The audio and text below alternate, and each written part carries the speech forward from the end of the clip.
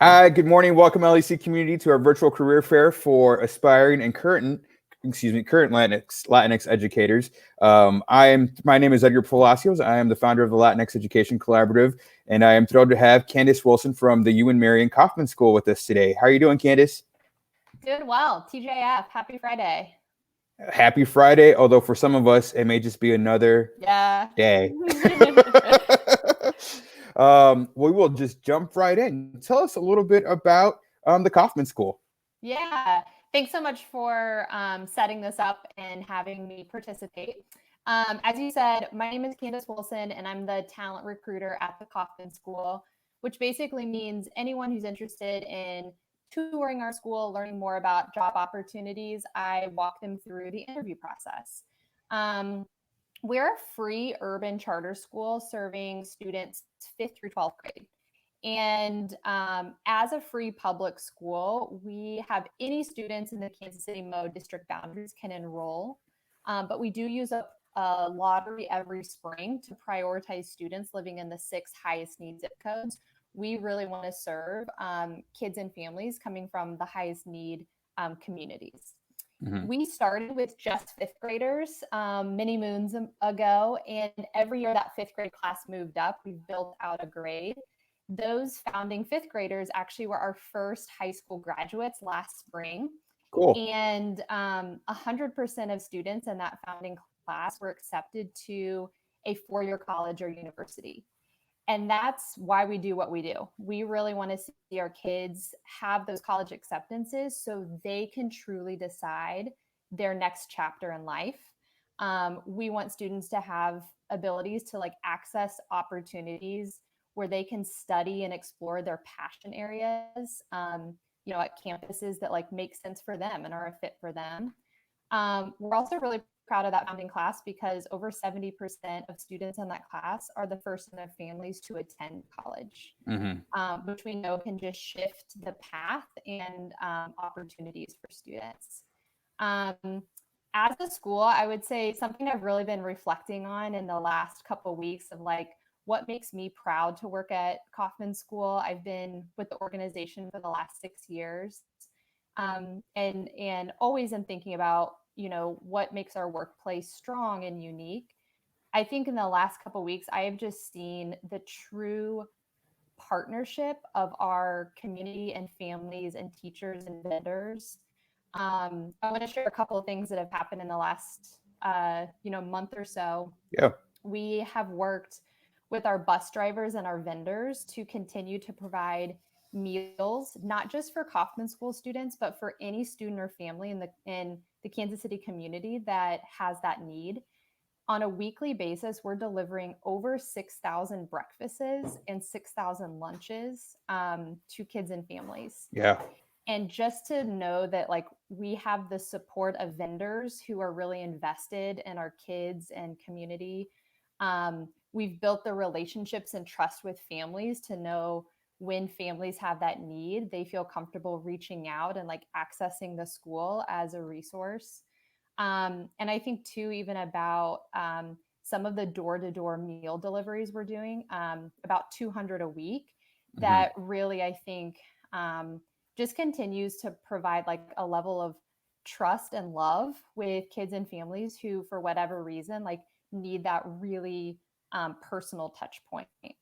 I think a second thing in the last couple of weeks, it has just continued to bring up feelings of gratitude and appreciation for our families is the investment in our virtual school platform. We rolled out Chromebooks to our middle school families, and within the first 2 days of announcing Chromebooks were ready at school, 85% of our families had come up to the school, picked up Chromebooks, and logged in to get their kids ready for virtual learning.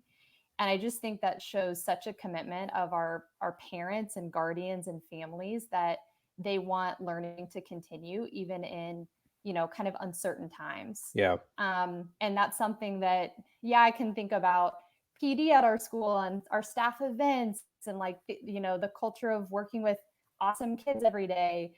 But I think in this last month, stepping back and realizing we really have to unite as staff and parents and vendors to continue to like make school happen and make these relationships happen. And it's happening in a really beautiful way. That's so awesome. Thank you for sharing that. And I sincerely appreciate your commitment to the community that you serve. We also serve a community. We serve a community of Latinx educators. And so my next question is around how do you support Latinx educators at the Kauffman School? Yeah. So in my role, working with our team as a talent recruiter, I would say, since I started 6 years ago, recruiting, retaining, and supporting a racially diverse staff has always been and continues to be a top priority of our school. It is personally what motivates me in the work that I do, because I deeply believe students deserve to have staff members that look like them and have shared backgrounds and lived experiences. And those staff members should be leading and teaching in their classrooms and in a variety of roles at the school. For the last several years, when we look at our incoming staff and the new hires we've made, over 40% of our incoming staff annually identifies as an educator of color. And while that's not the end goal for us, we do feel proud of that number, because we think about just the national average of national percent of teachers who identify as educators of color hovering around 15 to 17%. And we don't want to see that national number and think, well, that's all we can do. We want to think of the creative ways to continue to connect with and recruit really great educators of color for our kiddos. When I think about our school just at a high level and what it means to support Latinx educators, but I think all educators, relationships with staff and admin and with one another really matter. We talk all the time about, as culturally responsive educators, we want our kids to feel seen and valued, and their perspectives and experiences really honored and acknowledged. And I think we value that as adults too. I want to work on a team where, like I myself, I know I have staff members who want to get to know me for me and really honor my backgrounds and experiences. And so I think about how building a culture where teachers and staff know on a weekly basis, I meet with a manager or principal and I have this one-on-one coaching session, and someone is really getting to know me both professionally but also personally. I think about how in our daily schedule we have multiple planning periods. So teachers have 3 built-in plan periods a day, and that's really facilitated times for teachers to work with their content teams or work with their grade team on different things, or just go observe one another in classroom spaces. And all of that, I think, really serves to provide an environment where people feel like they can collaborate and lean on one another and deeply get to know one another as educators and also just as people. I think second to kind of building out a school where Latinx educators feel really supported and honored is thinking about some of the school-wide events and rituals and traditions that honor the diverse perspectives of our staff and students.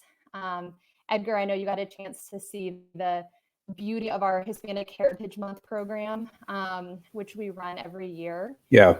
And that's not just a one-day event for us. That's, a month and a half leading up to that event. There's really special lessons that are built into our homeroom classes and fine arts and ELA, so that students are walking into that space, not just for a one day, let's, celebrate Latinx heritage, but actually let me connect the many things I've done in the many different classes over these last couple months. And it culminates in these really special events. I appreciate that mention. You are absolutely right. I was able to participate in be a participant in the Hispanic Heritage Celebration, I think last year, and I was incredibly impressed by the level of attention to detail and just the incredible environment of inclusivity that was created for the students in that space. And I assume that was designed by the educators. Yeah. Am I correct? Yeah, designed by educators. And as we've continued to run and have those events, like our goal is that they're also led and designed by students. And so I think about the staff members that set these events up and really vision set. They do so along our kiddos, and I think that's really important for students to also see how their like input and their perspectives are really taken into account as we build out the events. And ultimately, as we've seen as our kids get older, like they are great on the microphones. Like they love taking the mic and emceeing events and, not just being the performers, but also being the ones sharing with their whole school, like why these events matter to them. I'd say the third thing, and like shout out to you, Edgar.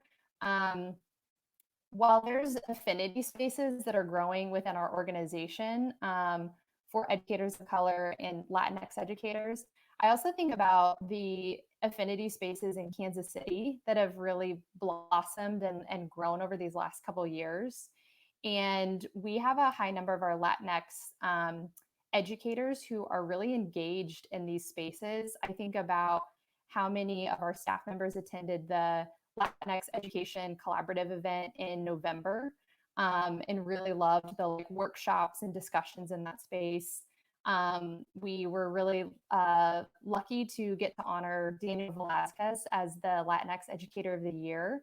And again, getting a chance to engage in that event. And I think those engaging both inside our school and outside our school, what that does is I think it creates even a larger community for Latinx educators, that they're able to swap perspectives and ideas and school needs. And that not only supports them as educators being sustained in this work, but ultimately it supports our kids throughout the city. Thank you so much for that feedback. It's incredibly appreciated. And yes, shout out to Daniel Velasquez, who was the LEC's Educator of the Year last year. And so great support of the organization as well, and great partner to us as well. What are some open positions that you currently have available at Kauffman? Yeah. So I love a good conversation. I will talk with any educator who wants to chat about roles at our school. I think sometimes people ask me what certification or background, as a 5th through 12th grade school, educators come to us who've had elementary experience, really strong middle school experience, high school. We have a team of special education teachers at our school. So truly any background. I do want to highlight a couple focus areas that you would see on our current opportunities page on our website. The first being high school STEM. Our high school students continue to name science, technology, engineering, math, careers, and pathways as their dream jobs. And we know that if we're going to get kids ready to be successful in STEM courses in college, they have to have really excellent STEM courses in high school. We're an AP for all high school. So every student gets a chance to take AP biology, AP chemistry, AP calc, among several other AP subjects. And what we've seen is that really gives kids an exposure or an opportunity to see and experience the rigor of what a true college class is. AP kind of most aligns with how college classes are run. But they get to experience AP kind of in the safety and with the support of our high school. To that end, we're actively recruiting math and science teachers who have really strong high school math and science background, especially if you've taught an AP aligned content area. That's just a huge value add for our students. I also think about how last year at our school, we had more students take and pass the AP exam than the national average. And that means that more students of color are taking and passing the AP exam at our school. And we know from a lot of different, research that in many schools, AP courses are particularly tracked for affluent white kids. And so just thinking about like, what does equity for students look like? It looks like having really phenomenal AP options, teachers that can just knock it out of the park. So if you know great STEM people, I would love to have that conversation with them. I'm pretty sure we have some phenomenal STEM folks in our community as well that would love to, we love and willing to be talking to you as well. So yeah, and at this point too, if someone says, I really want to know what those AP classes look like or the STEM classes look like, we're running, we have some great like virtual learning happening, and even being able to like observe some of our great STEM teachers now is absolutely a possibility if someone wants to explore that. The second role I wanted to highlight is we have a teaching fellow role at our school that has really developed over time from feedback from our teachers and our community. I just continue to meet really great people in the community who do not yet have their Missouri teaching license. And if you're great for kids, a piece of paper should not hold you back in being a phenomenal educator. We hire educators as full-time teaching fellows, and this is a position where you receive full salary and full benefits. And in that role, you are actually paired with one of our strongest mentor teachers, and you receive additional coaching and skill development to really learn the ropes of leading a class. You work with this mentor over time, and eventually you take over the class. We also behind the scenes have some ways to help you pursue alternative certification so that you can obtain that license, even if you don't have it the first day of employment. Why I'm particularly motivated by this teaching fellow role is we've seen annually over 50% of our teaching fellows identify as educators of color. And so we know that this role alone, it can create a lot of opportunity for community members who look like our students or have a shared background of our students who are trying to find a pathway into teaching, into education, but might not be able to go back and get their master's and spend $10,000, over a year period to try to get that master's to get into teaching. So that teaching fellow role is posted and is an awesome opportunity for someone who might be interested in like switching careers into teaching. Awesome. I appreciate you sharing that. And, you're absolutely right. The data show that certification is one of the challenges to increasing the pipeline of educators of color in general. And so the fellowship seems like a phenomenal opportunity to engage and help support that lifelong dream of becoming an educator. And so I appreciate that. Before I ask you our final question, I just want to make sure to bring up, if you are interested in the Kauffman School, feel free to follow them on their social media accounts, as well as we will be posting links to the opportunities in our comments, as well as a form. If you're interested in truly connecting with them, we'll be happy to create that introduction and connection. It's just an FYI to our community. Our final question, we have roughly 2 minutes left, Candace. What qualities are you looking for in your staff? Yeah. We serve a student body that's predominantly Black and Brown students, and a high number of our students are coming from low-income backgrounds. It is vital for us to find teachers that have a deep belief in our students' abilities, teachers that value building connections and relationships so our students feel seen and valued, and teachers, honestly, who seek to learn and grow from our students and families. And so in an interview process, we really work to explore mindsets and experiences that really show an educator has a proven commitment to work alongside students like ours. Just as we want someone who really believes in our kids, we want someone who believes in their own development and growth and is really thirsty and hungry for growth. We have so many opportunities during the day to grow alongside coaches, your team, learn new instructional practices. And so our schools are a really great place for educators who desire to continue to grow as professionals. Awesome. Well, thank you so much for sharing. We will be happy to connect you to the folks who are interested. And so we'll be following up, but we certainly appreciate your time and for being willing to share those opportunities with our community. Thank you so much, Candace. Thanks, Edgar. Have a great rest of your day. You too.